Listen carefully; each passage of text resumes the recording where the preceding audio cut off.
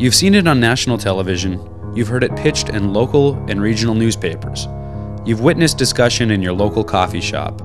During a time of record economic upheaval all over the world, North Dakota shines.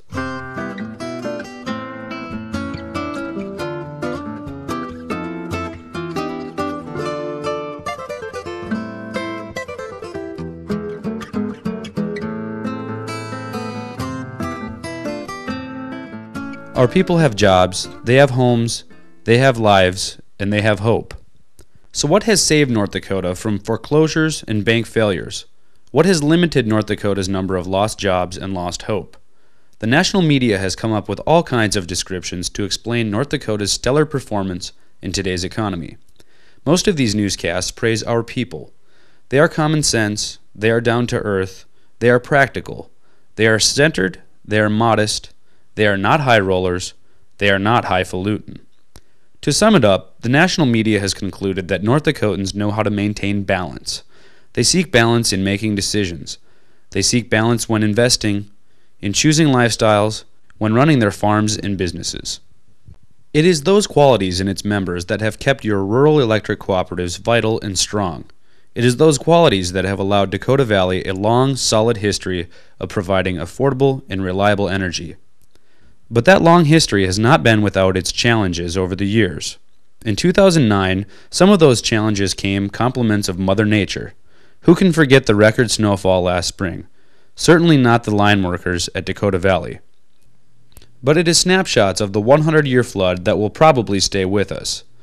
This spring, members across our entire service area were impacted by high water. It seems every creek and river poured out of its banks. Certainly the damages to our homes, farms, businesses, communities, and roads will plague our wallets and remain in our memories for years to come. Craig Rissavi, manager of operations, comments, "Our entire service area was impacted by the record snowfall and flooding in 2009. I am mindful of many of our linemen getting up from their dinner tables to respond to emergencies last winter and early spring. But we were able to repair storm damage and still get a lot of maintenance projects done in 2009. Indeed, the summer of 2009 will go down as memorable. Colder than normal, it brought few thunderstorms, but many days of drizzle and fog. In October, just when farmers in Dakota Valley country were looking to harvest, we went back into a wet pattern. Thankfully, November was one of the mildest recorded, but even so, in some parts of our service area, the 2009 corn harvest was never completed.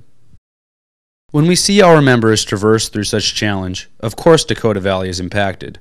Last year, as in most years, our crews spent a lot of time tending to farm needs. Today our farm sector includes small farms and more large farms. However, we do have a diverse membership.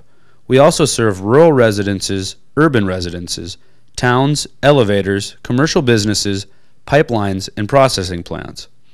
Each has its own needs and thus looks to the cooperative for reliable and affordable energy from a different perspective.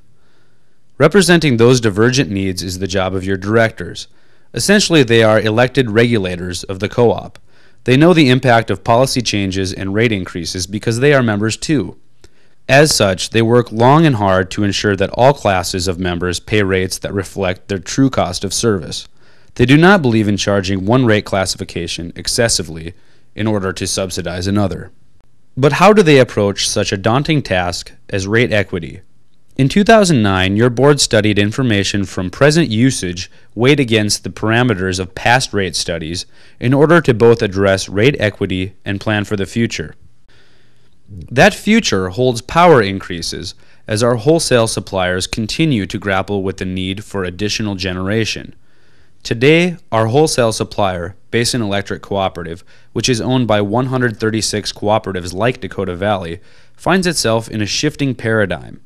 For years, Basin generated more power than it could sell. Your cooperative, like others, benefited from low cost of power. However, the needs have changed and Basin must increase its generation capacity. It has been working on that for the past several years. It is investing in wind, natural gas, hydrogen, and waste heat recovery in projects all over its 9-state service area. It is also building Dry Fork Station, a new 385 megawatt power plant that will come online in 2011. Just as cooperatives such as Dakota Valley benefited from abundant wholesale power, so too must it pay for this new generation. And that does not come cheap. Nonetheless, that cost will be reflected in future price we pay for wholesale power. Increasing power costs, they are the reality for your board of directors. They know those cost increases must be reflected in all classes of the cooperative's rate structure. It is with a great deal of study and discussion that the board has implemented rate increases for 2010. Helping members deal with that increased cost of energy is an important step as directors strive to seek balance. In 2009, your directors approved a program to reward good energy behavior. The Together We Save rebate program offers members rebates on energy-efficient washers, refrigerators, freezers, dishwashers, heat pumps, and water heaters. The program, implemented in June, has enjoyed good participation by members. It will continue in 2010. Your Dakota Valley directors feel confident that the rebate program gives members incentives to save energy and thus hold down energy costs. At the same time, the board continues to look at ways to hold down its own costs. Our alliance with Northern Plains has allowed us to gain efficiencies.